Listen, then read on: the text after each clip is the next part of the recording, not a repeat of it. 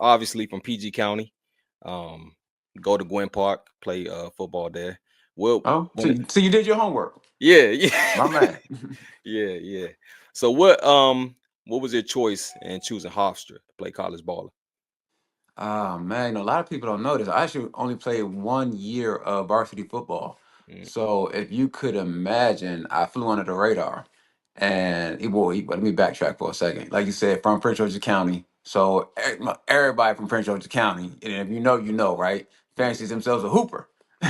yeah. So basketball was I would say my favorite sport that I love the most. But realizing when my I guess my aspirations, well, my height didn't reach my aspirations. I had a decision to make, and so I had put all my eggs in one basket with football. And we had a great football coach, Danny Hayes. Shout out Danny, Coach Hayes over there. Once again, if you know, one of the best coaches in the if you ask me, all sports in Mm, Prince George's County. Man, he really fights for his kids. So he is a guy that gets a lot of scouts over there to look at his kids, and the rest is on you at that point. mm, And so yeah, man, just going into my senior year, all my eggs in one basket. And the goal was, the mission was always to not have my parents pay for school.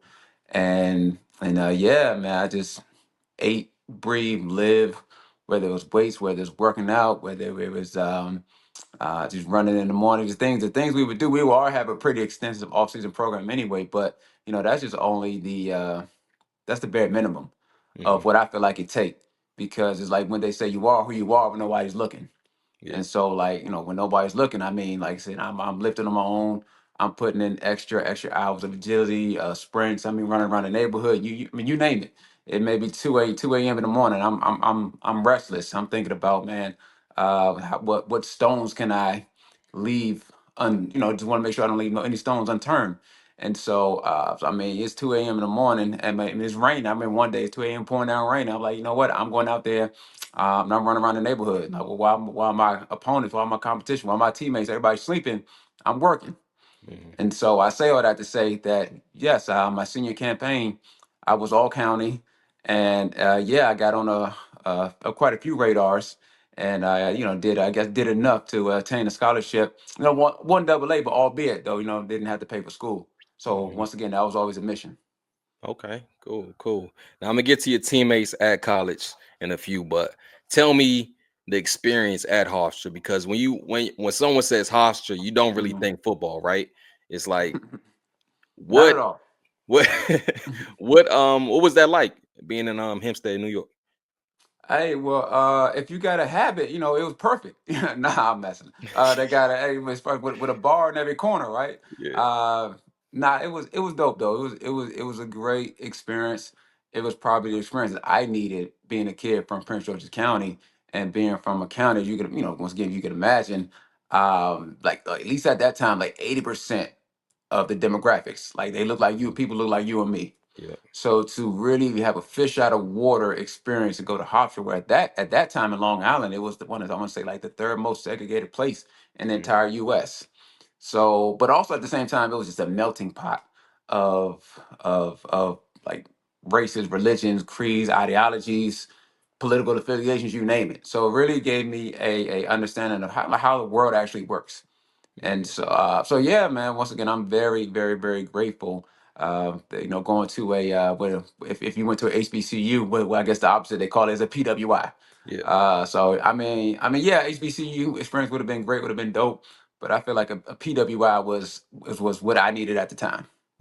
Okay, cool. Now touch on your teammates. Okay, so you Super Bowl champ, Marcus Colston Super Bowl champ, Willie Colon Super Bowl champ, and then not to Mm. mention Deval Ellis, who's doing his thing in the media world, in the acting world. And what did y'all have cooking up there? Because it seems like a lot of success Mhm. came from Hofstra.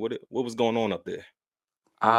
No, once again, just being it a one double A smaller school experience, man. We knew that we were going to be overlooked and underestimated. So everybody kind of came in with a chip on their shoulder. And what they say, what's the old saying? I guess iron just sharpens iron.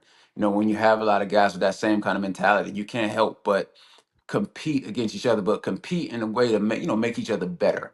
at the same time. When I tell you, like, yeah, DeVal's doing his thing as far as TV film and probably, but he's just had the same hustle mentality from when I came in as a freshman. And he was I think he was already a junior at that point. And when I tell you, it was a nightmare every single. He played wide receiver, fast as they came to, nightmare every single day. Just knowing I'm going against this guy every practice, every day. But once again, like not backing down from the challenge either. And so yeah, man, made me a lot better. Guys like the Val, but guys I ain't talking Mark, Marcus Colston. We see what his career turned out to be in New Orleans. The records that he holds and has over there. And so, but once again, well deserved because so the same thing in college. I mean, he was just one of those guys where he wouldn't say a word to you, but he would, he'll throw 300 receiving yards, if you let him too, though. So man, that dude was just and thing about Marcus too, man. I respect the most is that his quiet storm has that tattered on him. That's what people always call him. He's just as humble as they come. An absolute beast on the field, but off the field, man, just as quiet, just as humble, and just compassionate. So a truly, truly, truly great football player, but even better person.